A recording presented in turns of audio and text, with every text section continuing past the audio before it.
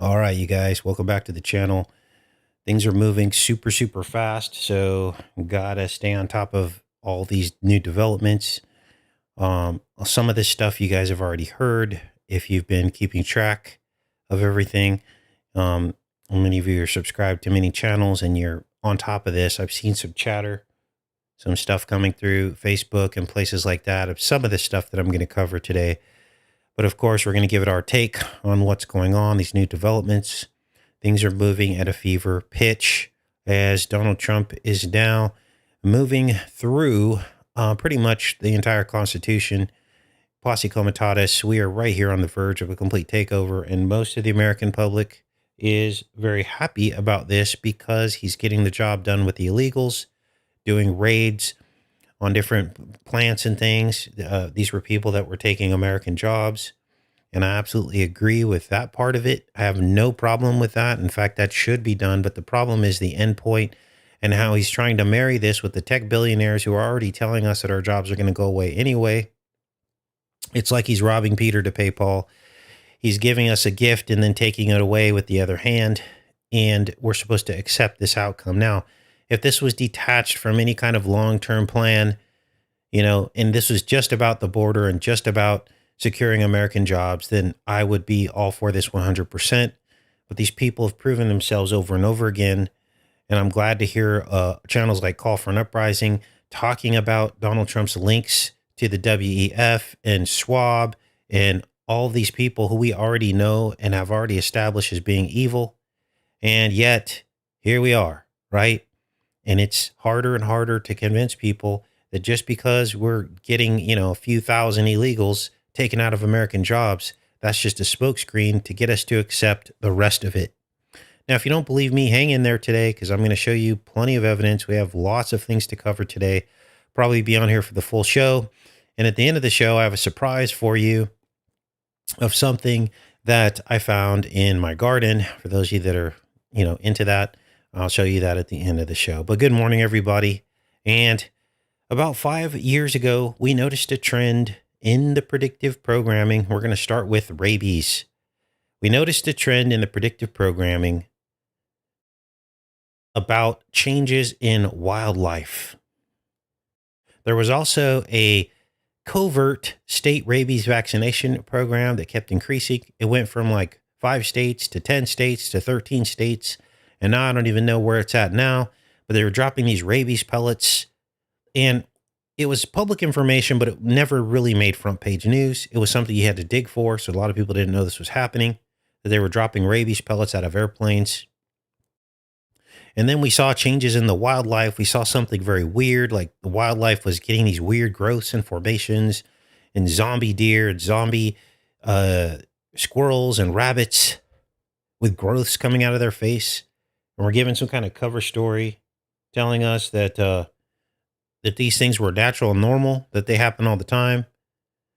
And it seemed to indicate that something was coming with this surge of rabies. And here we are. Now they're admitting it. Outbreaks of rabies seem to be rising across the U.S., the CDC surveillance shows. So here is the start of what we already knew was going to happen. We talked about this. We thought that at some point that the rabies or some kind of zombie illness was going to cross over into the human pandemic space. We talked about that. That hasn't happened quite yet, but I believe it will happen.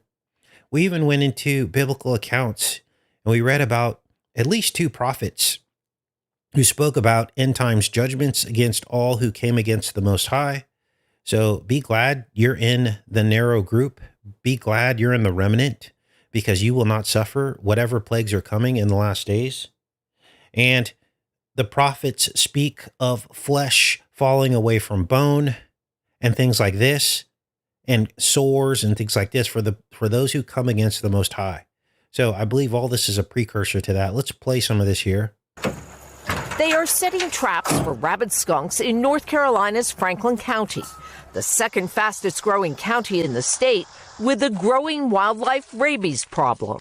What's happening to the number of cases? Well, this year we've had 10 confirmed positive animals, and last year we had 5. Health Director Scott Levine tracks rabid skunks, raccoons, and other wildlife on this map. So the animals are moving. This development is occurring here. And while 10 may not sound like a lot, Indiana resident Samantha Lang knows all you need is one. I had a bite on my arm that I was reacting to in a very odd way. And then when there was a bat in my apartment the next day that needed to be caught, that's when I went and sought medical attention.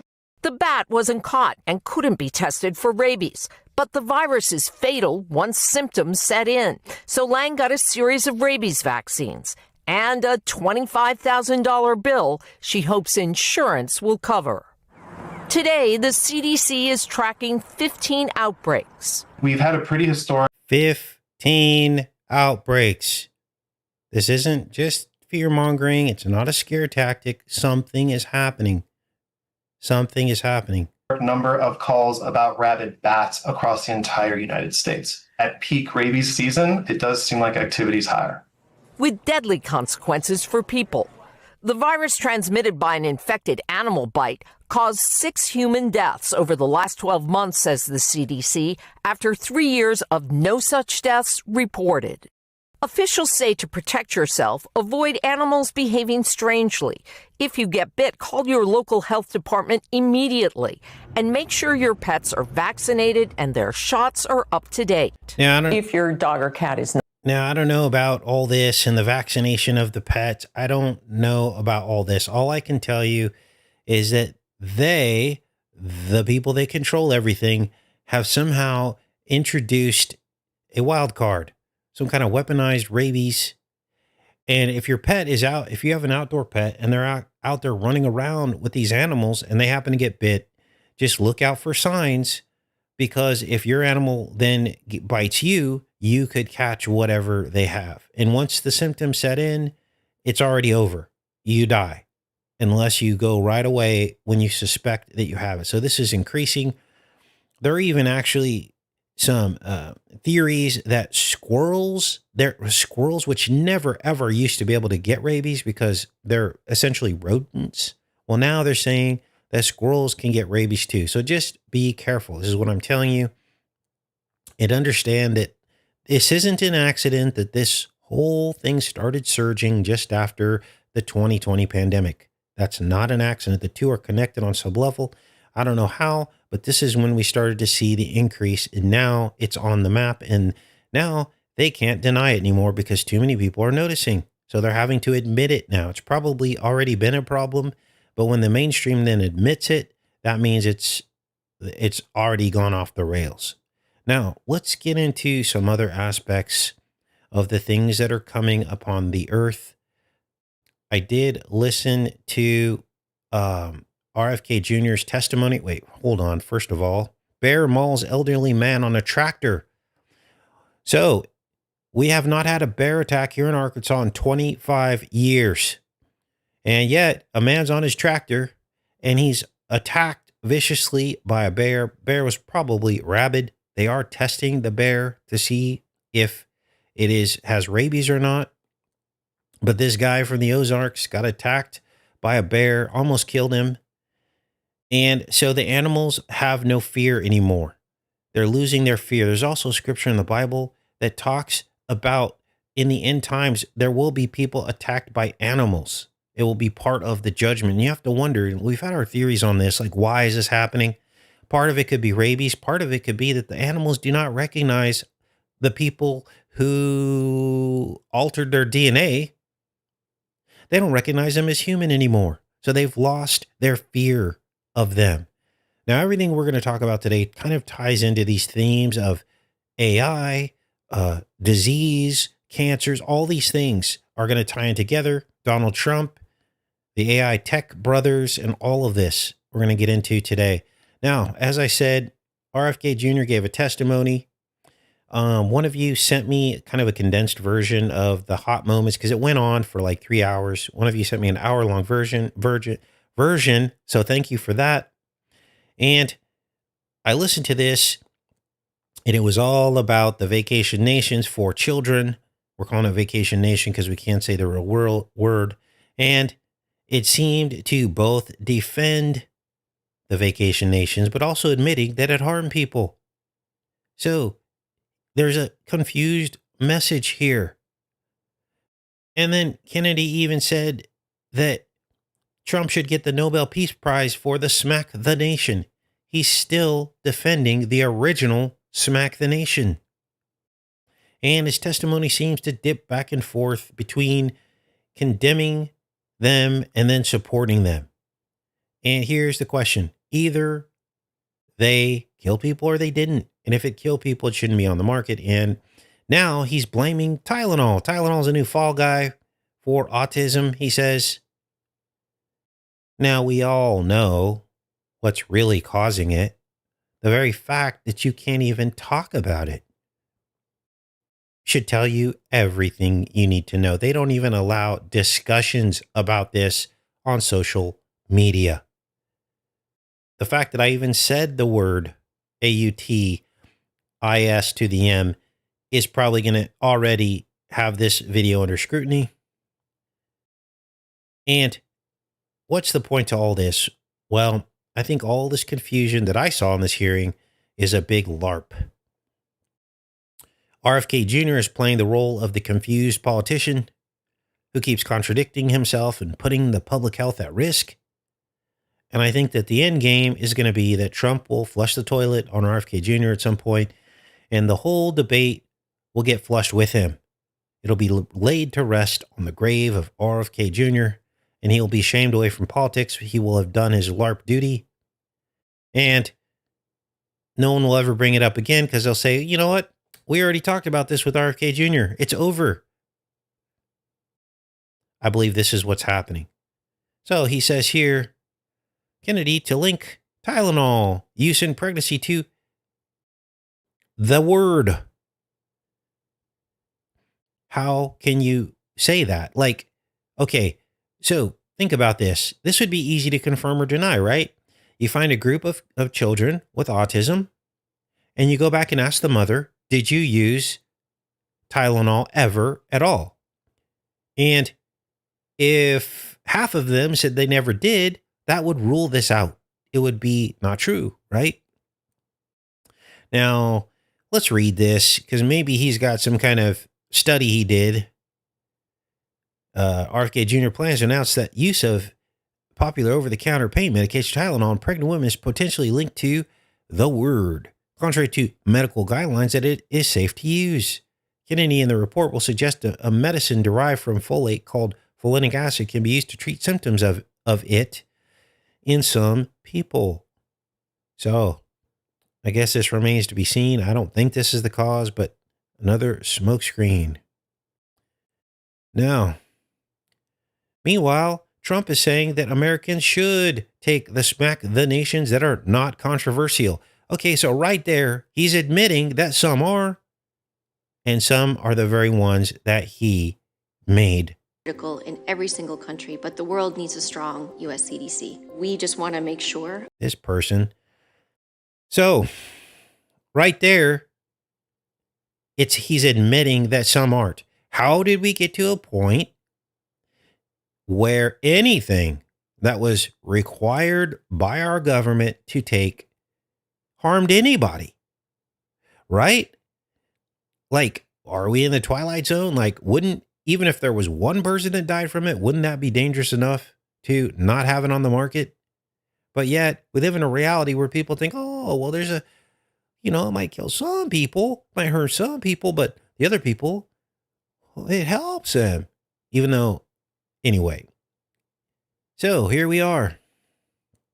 Now, why did Trump say this? Well, DeSantis is just on the verge of eliminating Smack the Nation mandates for school children. So Trump is literally distancing himself from DeSantis, showing reservations. We have to be very careful as he does not back DeSantis on this for eliminating the mandate for school children. Now, I got into some discussions in the comment sections under some of these stories, and I did learn something. And I want to share that with you because I want to give fair balance to this because we are talking about some pretty serious subjects, aren't we? The only scenario that I could find where, listen closely, where one person should be concerned if the person next to them is not smaxinated would be in the case of children under a year to 2 years old who haven't reached the age to be able to get all the smaccinations that they make them get, right? So that child, you could say, oh, well, if your child doesn't have it, then my child's in danger. Well, guess what? They're both in danger because neither of them have it, right? Now, if that's the case, they still shouldn't be forced on other children, but the parents should protect their own children. So the parents who are afraid of the unsmaccinated infants or young children should simply keep their toddlers away from the other children. And maybe ask adults who come into contact with their toddler if they're immunized, if they're so concerned about it, right? It's the same thing you would do when you don't let your children run in the street, for instance. You're not going to leave your front door unlocked so your toddler can open the front door and run into the street.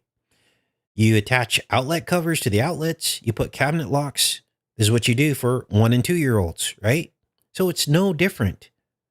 All you're doing is controlling the amount of people around them until you feel safe enough to get all their smackinations, right? If that's what you want to do, but you still shouldn't force other people to do it because you're afraid, right?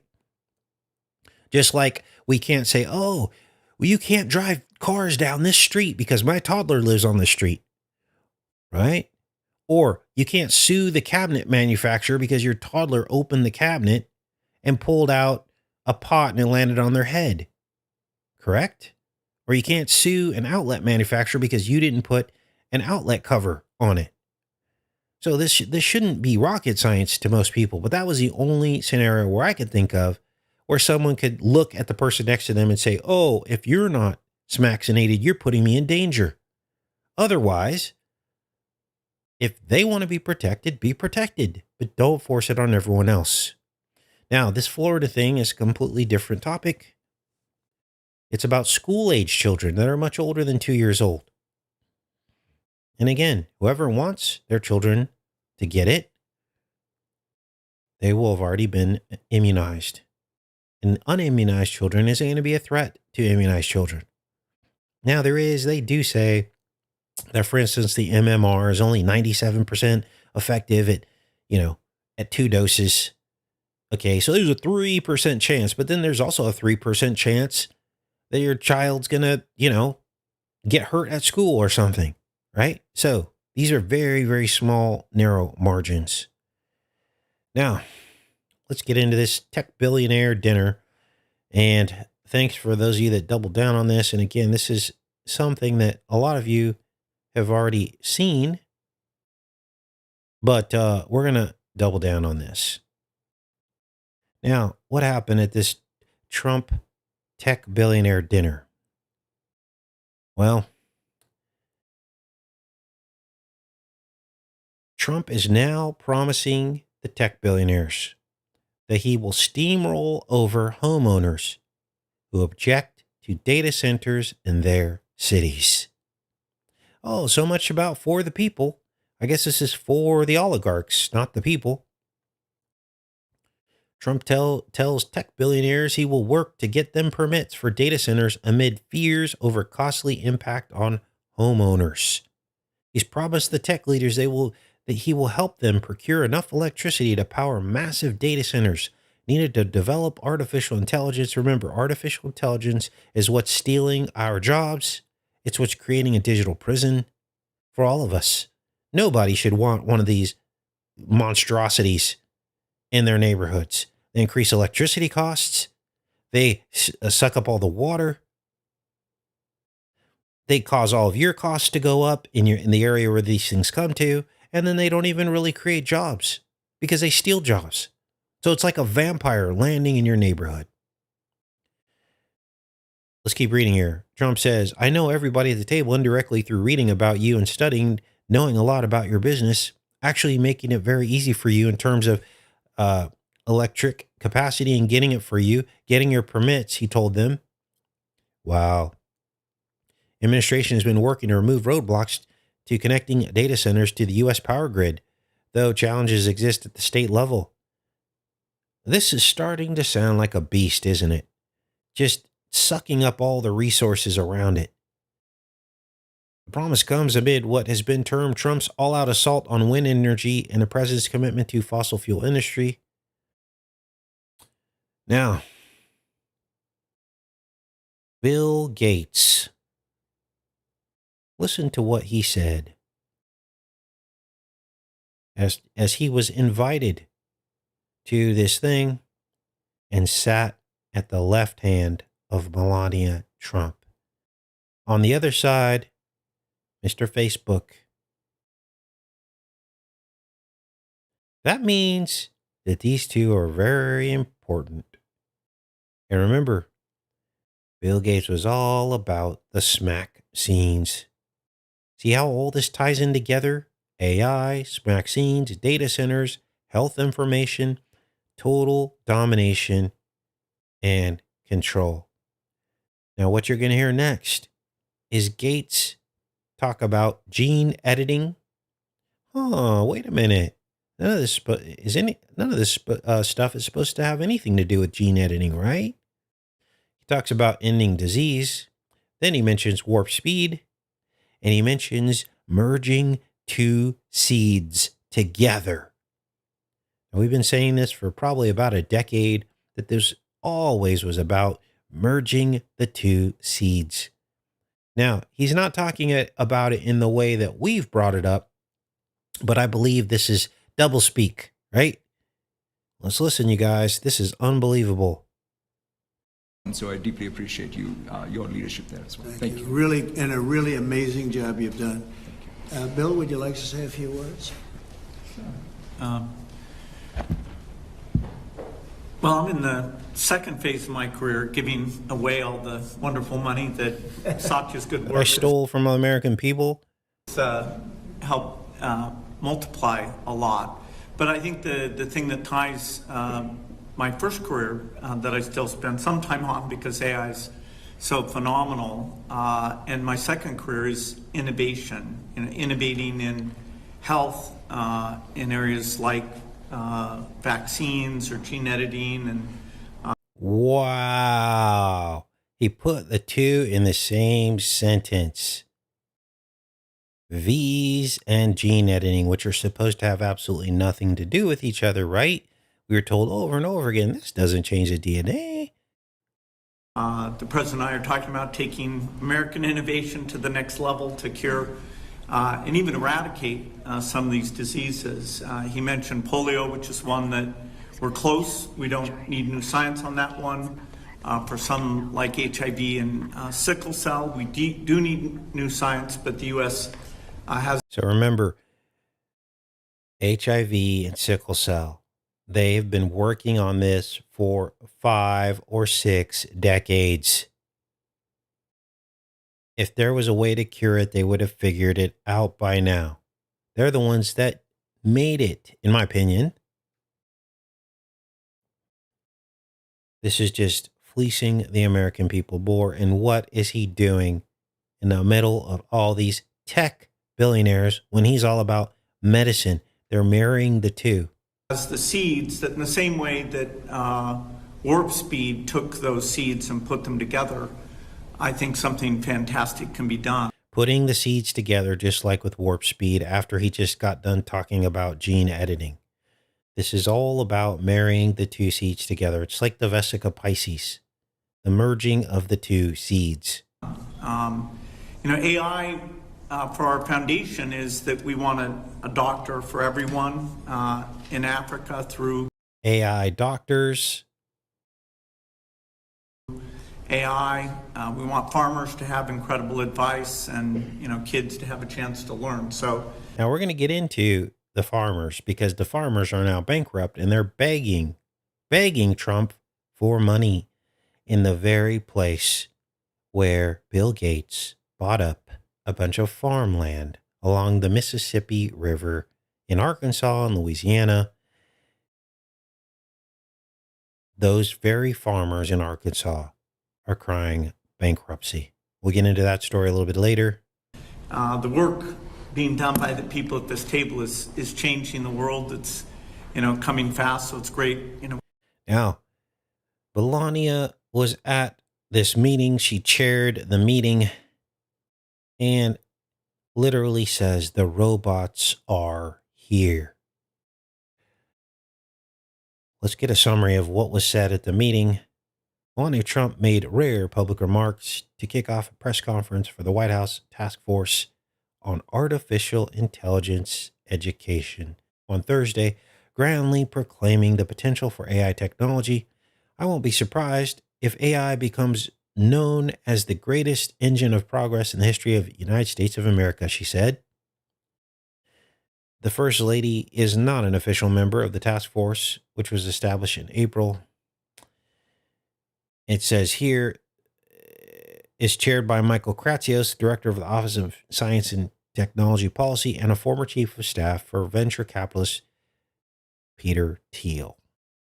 She led the meeting by mentioning self-driving cars and robotically assisted surgeries, but also heralded innovations of the first generation humanoids, presumably a reference to Tesla's flashy Optimus robots.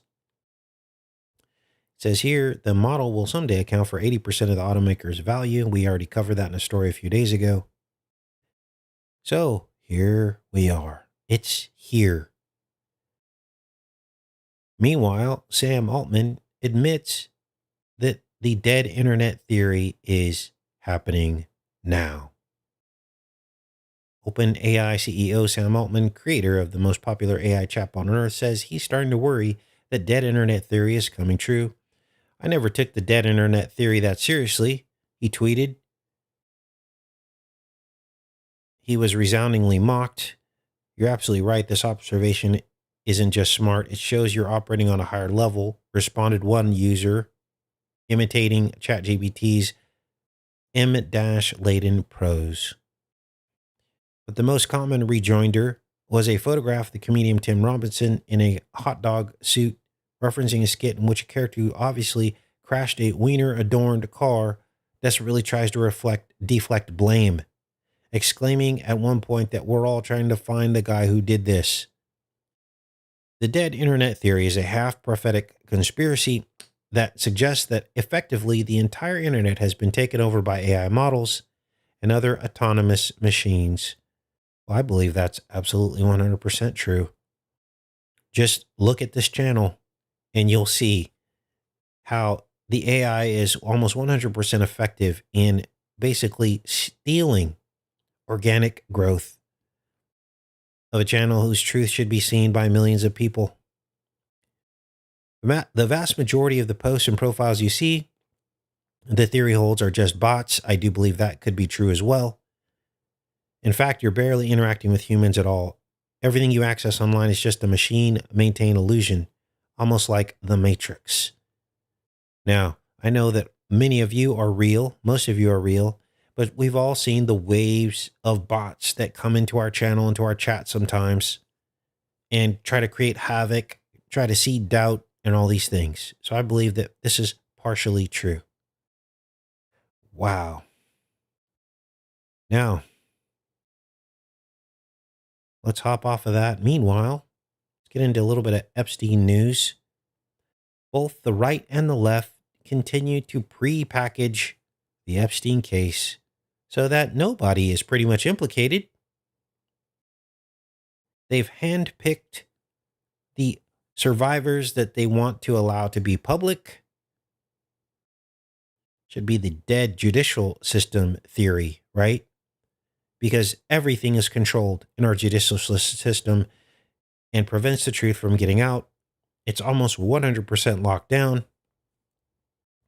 And again, I'm not saying these survivors, most of them aren't real, but they've only let the survivors speak who never, ever saw Trump or Clinton ever. Here are the survivors that they allowed on TV. They say Trump's not implicated. Okay. Sure. Your message sounds exactly like Ghislaine Maxwell's message. Okay. And again, I'm not doubting that these survivors never saw Trump or Clinton. But what about the 1,000 other survivors? Nobody saw them? Well, that would be a red flag, right? Somebody must have seen these people. They were hanging out for decades. And now Trump has threatened the Republicans, saying that it would be an act of aggression if they voted to release the rest of the files. And now he's saying, let's close the book on this. DOJ has done its job. No more, he says, even though the majority of the files remain unreleased. President Trump said Friday the Justice Department has done its job on the Epstein case and called for an end to the push from bipartisan lawmakers for more disclosures related to Epstein. In a lengthy post, Trump blamed Democrats for bringing Epstein case back to life, though Republicans in the House have been in the forefront of the push for more transparency. The confused and badly failing Democrat Party yet did nothing about the files while he was alive, except befriend him, socialize with him, travel to the island, and take his money, he posted. They knew everything there was to know about him, but now, years after his death, they, out of nowhere, are seeming to show such love and heartfelt concern for his victims. Well, that's not entirely true. The victims were coming out all throughout the Biden presidency, weren't they? Now, what's happening here, let's get this clear, is both sides have something to hide. So they're trying to do a controlled demolition of this. They're trying to get the other side without getting their side hurt, right? Now, are you ready for this? Guess what? Now they're trying to say that Trump was an FBI informant against Epstein. Okay, sure. Wouldn't Trump have led with this admission before his base freaked out and abandoned him about the files? Wouldn't this have been the first thing out of his mouth? The superhero Trump? If you were him, put yourself in his shoes. Narcissist in chief, right? If you were him, wouldn't you have played the hero? Wouldn't you have said, I was an FBI informant and I helped take him down? I'm a hero. I'm Batman. I'm Superman. I got it done. That's why I can't release the files. Wouldn't you have led with this if it was true? You absolutely would have. But instead, we find out, and this is just more smokescreen. This is not true. People are challenging it. You can't just say he was an informant without providing the court documents that prove that he was an informant. Shouldn't there be some record of this? Shouldn't there be something written down that says Trump signed a deal to inform on Epstein, and here's all the documents and everything that prove it? And here's the other thing. If you really were an FBI informant, why did you wish Ghislaine Maxwell well? Why did you allow her to be moved to a cush prison? And why would you even consider pardoning her? The actions don't match up with what he's saying here. These people lie through their teeth, and I'm sick of it. I'm sick of people that believe these people who lie through their teeth. So, now, let's get back on this. Oh, what is it? Oh, okay, we covered that. Let's get into this. Okay, let's get back on this Arkansas thing and Bill Gates. Because remember, he bought up all this prime farming land in Arkansas along the Mississippi. I think I have, let's see here. I think I have some maps on this. Let's see here if I can find this. Where'd it go? Oh, here it is. So here's the 242,000 acres across 18 states that Bill Gates purchased. Here's the map right here. And as you can see, a lot of it is prime farmland, Arkansas, Louisiana, and Mississippi, to the tune of, let's see, it's about 150,000, 140,000 acres. Okay. Now, oh, but Casey, that has absolutely nothing to do with the bankrupt farmers in Arkansas who are about to lose everything. Has nothing to do with it. The very farmers neighboring Bill Gates properties just happen to be going bankrupt. as Bill Gates sits at Trump's table and mentions the farmers. This is absolute madness. So are you starting to put the puzzle pieces together yet? Bill Gates, gene editing, smack scenes, farming food? Let's read about the plight of the farmers and figure out how they've been sabotaged. Arkansas farmers are sounding the alarm, claiming that a deteriorating global economy and soaring costs are pushing them to the brink of disaster. As tariffs begin to bite, the state's farmers are pleading for emergency funding as they stare down bankruptcy and foreclosure. Wait a minute. I thought the tariffs were supposed to help the economy and help the farmers, not destroy it. Wow. Hundreds of farmers, hundreds, took their pleas to Arkansas congressional delegation in Brooklyn, community in the northeastern part of the state. Now understand that probably 95% of these farmers voted for Donald Trump. They say here, if there's no emergency funding this year, there will be 1 out of 3 farmers who will file bankruptcy. The farmers see the situation as dire. They say that costs are going through the roof and their profits are disappearing. Practically everything has gone wrong for Arkansas farmers in 2025. The worst weather on record. Terrible flooding. Storms destroyed 260,000 acres of arable farmland, resulting in $78 million in damages to crops, namely rice. That's down near the Mississippi. That's where they grow the rice. You don't see Bill Gates worried or freaked out, right? He's in a perfect position to just buy up all their land. The economy is another major factor. Farmer input costs are through the roof, caused by a mixture of weather, economic conditions, rising inflation, and the impact of Trump's tariff policy. Input costs are the expenses incurred during farming production: fertilizers, fuel, seeds, machinery, financing, and labor. Prices for corn, soybeans, and wheat have also fallen to their lowest level since 2020. This time last year, the rice price was about 40% higher than it is now. Input costs have gone up. Fertilizer has gone up. Now, you're probably thinking, oh, well, Casey, well, this is what governments are for. We'll just bail the farmers out. Trump has all this taken care of. It's all buttoned up. He's going to use the money from the tariffs. He'll just write the farmers a check. Well, what do you think the problem is with that? Let's see who gets the answer. Let's see who's paying attention. What is the problem with government bailing out farmers with money? Good morning, everybody. I've got it on live chat so I can see all your comments.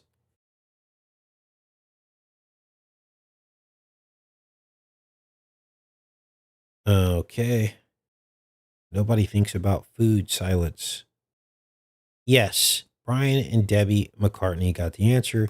It then turns socialist. The minute you start giving people money back, the minute a government gives money to the people, that the government has detached from you realizing that it's your own tax dollars and your own money that they're giving back to you, and the government places rules and restrictions on that money that they give you, the minute that happens, it becomes socialist. They can tell the farmers what to do. The same thing happened in California. Through all the droughts, the farmers needed help. The government gave them money, but then there's all these rules. You are now controlled by the federal government. This is how they do it.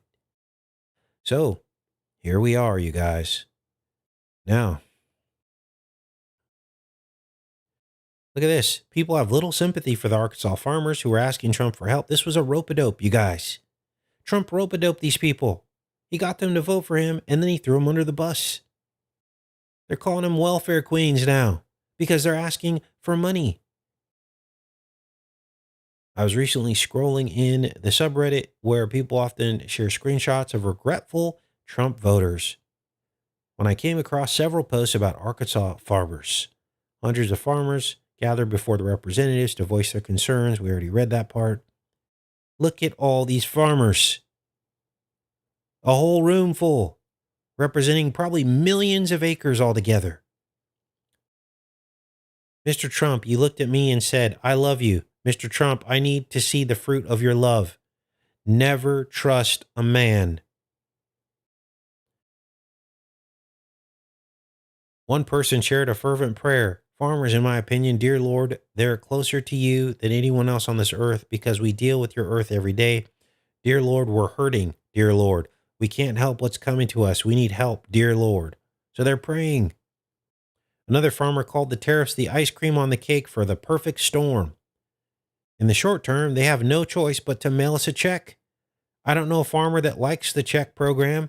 Nobody wants to take the taxpayer dollars, but nobody wants to go broke. Nobody wants to lose everything. Long term, we have to have options, markets, and places to sell our products. Do you see the rope-a-dope? Do you see how they were tricked? Do you see how they've been taken over by the federal government through a bait and switch? I hope you do. Now, well, Casey, what other option do we have? We already have been through this. No vote. You send a message. When 90% of the constituency does not show up, you steal all the power away from government. When you start saying, you know what, we don't need you. We're going to do this our way. Now, let's get into the cartel update. Here's another thing that we predicted that Trump would do, and now they're talking about it. Targeted strikes on cartels inside Venezuela. We talked about this last week, that this was going to happen. Trump weighs strikes targeting cartels inside Venezuela, part of a wider pressure campaign on Maduro. Wow. So we'll see how that goes down. Check this out. DOJ says names of 2 associates that Epstein wired $100,000 and $250,000 to should stay secret. So the secrets continue. There is no transparency. Who did he wire this money to and why? Justice Department on Friday asked a federal judge overseeing the case of Epstein to unseal the names of 2 associates who received large payments from him in 2018. You guys, this was the second year of Trump's first term. Who did he send this money to? Justice Department cited privacy concerns expressed by the 2 individuals as a reason for not making the names public. These were probably victims he paid off, maybe. The first associate received a payment of $100,000 from the stain, and the second associate got $250,000, both in 2018, days after the Miami Herald began publishing a series of investigative stories where victims criticized a plea deal he received in Florida. Wow. As part of the plea agreement, the stain secured a statement from federal prosecutors in Florida that the 2 individuals would not be prosecuted. The payments became public after the stain was indicted. Wow. Legalese, right? Ready for this? If you had any doubts, Donald Trump asked his supporters for donations to help him get to heaven. Now, for some reason, I don't get all these emails anymore, maybe because I'm no longer a registered Republican. But I used to get all these emails from him. Every single day, Trump was asking for money. So for some of you that still get these emails, you probably have seen some of these. The president is requesting that his supporters donate $15 in this fundraising blitz, sending fundraising emails to supporters asking for help to get to heaven. What the heck? I want to try to get to heaven, it says. The recent emails, which reportedly began on Saturday, August 23rd, are requesting supporters to donate $15 during a 24-hour Trump fundraising blitz. The new email's subject line includes, I want to try and get to heaven. Last year, I came millimeters from Death. When that bullet pierced through my skin and the ketchup packets exploded, my triumphant return to the White House was never supposed to happen. But I believe that God saved me for one reason, to make America great again. I certainly wasn't supposed to survive the bullet, but by the grace of the Almighty God, I did. So now I have no other choice but to answer the call to duty. But I can't do it alone. My tech billionaires aren't giving me enough money, so now I need your $15. I mean, recent emails began days after Trump was featured on Fox and Friends. During the phone call interview, he said he wants to take action in the war in Ukraine. If I can save 7,000 people a week from being killed, I think that's pretty. I want to try to get to heaven if possible. I'm hearing that I'm not doing well. Now, we already covered his whole thing, the whole gaffe about getting to heaven. Like, that's not how the gospel works. You don't earn your way to heaven. Okay? So, which heaven is he talking about? Is he talking about the devil's heaven, which would be hell? Makes you wonder. So, grifting, a guy worth billions of dollars sending you out emails asking for money. Talk about a grift, right? Talk about in poor taste. He should be ashamed of himself. We're already paying higher prices for everything because of his tariff program. And there's no help in sight. It's all just getting sucked into the abyss. They're saying they're paying down the debt, but how do we know that's happening? How do we know they're just not spending more money? They're using the money probably to build the data centers to imprison us. They're not paying down any debt, not even believe in a debt. When people print off money pretty much every 7 years, it probably should just reset to zero because they're never going to pay that debt off, and they just keep hanging it over our head as if we're doing something wrong. We're not the ones signing this spending. So I don't even believe this is all real. It's not even backed by anything, this debt that we have. So instead of giving us the money back they're getting in tariffs, it just goes into a black hole of oblivion. Now, you might say, oh, well, that's going to make our dollar stronger over time. Well, I've yet to see that. If our dollar was stronger, our costs would be lower, wouldn't they? But they're not. Now, enough griping. I got a surprise for you guys. Guess what I found in the garden? Let's take a look. They say that the Ozarks are the Amazon of America. And I just got done basically thinning out these tomatoes. As you can see, getting them thinned out. This helps finish up the harvest, kind of. I know it seems early for a lot of you, but you guys, I've got like 20 bags of tomatoes. Peppers are still going strong, so we'll keep that going. But I wanted to show you something extra special. So, tomatoes are thinned out.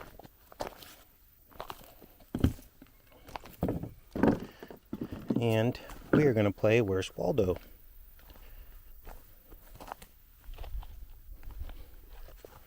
So I found something really cool, and I hope it's still here. Where's Waldo?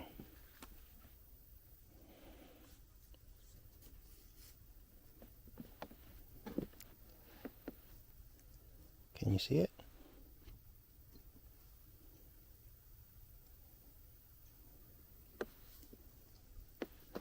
Let's get it from this angle.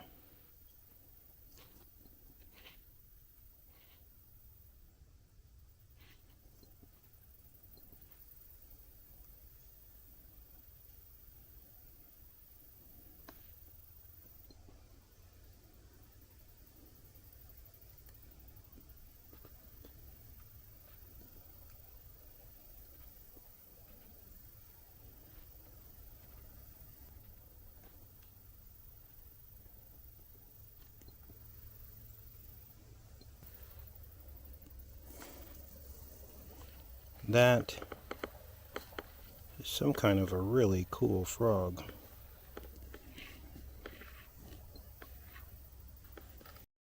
Look at that. Now, I had to look this up because I was like, what is this? Like, I'm kind of a rookie when it comes to wildlife. So I didn't know if it was poisonous or not, or even if Arkansas had poisonous frogs. But I had to look it up and look at what kind of frog this is. A bird-voiced tree frog. Listen to the beauty of this.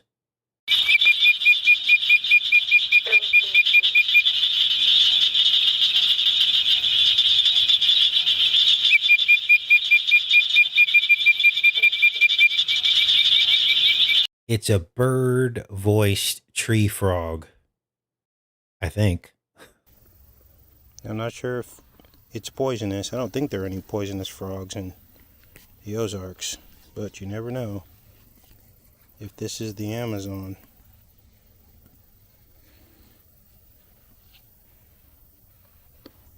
And of course, behind it is a huge jalapeno pepper.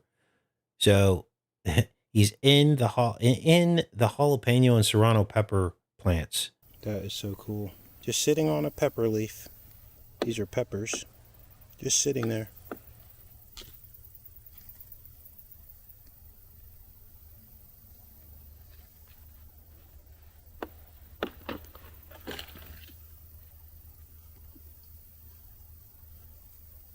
Beautiful frog. So there's a beautiful trifecta of, those are Cherokee purple tomatoes. Hopefully those will grow up all nice and big. There's another double there. And a lot more aromas. So there's still much more to harvest. And then all the tomatoes over there in that garden. So, very cool. Now, what's weird is that frog is not supposed to be where I live. It says here that its natural habitat is in shrub-dominated wetlands and swamps. And I don't live in a swamp. I live near a lake, but not on a swamp. And they're supposed to be like down near the bottom, like maybe near the Mississippi River, like closer, like way down there. And wooded swamps near streams and rivers where the dominant species include cypress, birch, tupelo, and buttonbush. I don't have any of that where I live. It's all red oaks. So, pretty cool, right? All right, I'm back in the chat, you guys. I'll put links to everything in the pinned comment. And I'm in the chat now for a little bit. But I hope you guys enjoyed the frog.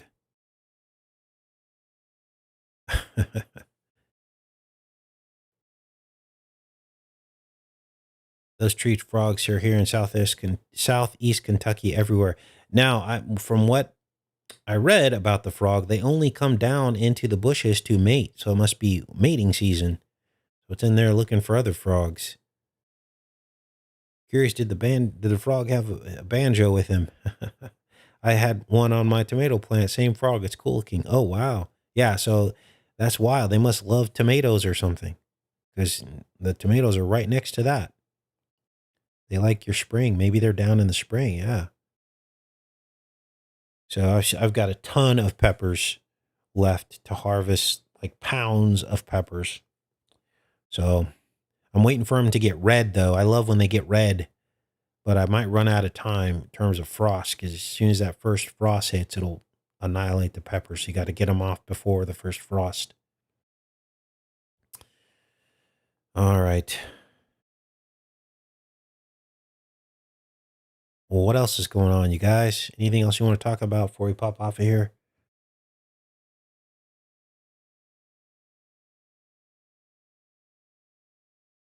See many mules down there? Yes. I've seen at least 3 or 4 around when I drive in and around these cities. And yeah, a lot of people have a mule out in the yard, covered with a gunny sack and plastic. Yeah, he's just chilling on that leaf, completely camouflaged. Now, how many of you saw the frog when I first put the camera on it when we were doing the Where's Waldo? How many of you saw it? Or did it take a minute? Just a girl's going back to bed. Okay. Good night. How many of you saw the frog? Be honest. You can can green tomatoes too. Yeah. Carol saw it. How many of you knew that I was going to show you a frog before I even showed you the frog? Let's be honest. Rebecca said it took a minute.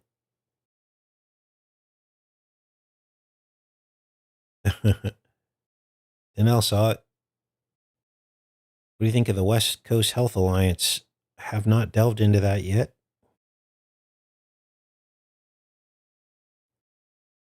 Yeah, we'll have to call the frog Waldo. I guess that's his official name, him or her. I saw the snake behind the frog. I always worry when I stick my hand down in there. Florida girl saw the frog, Gwendolyn. They're all over in Tennessee. Yeah, apparently they're not rare. They're not endangered, so. I thought it was a chrysalis, says Brian. I guessed kangaroo, said William. The keck frog. All right, you guys. Well, I'll let you get on with your weekend. Just wanted to update you on everything, give you a synopsis of everything going on in the news. Hope you enjoyed that. And I will see you guys likely tomorrow. Much love.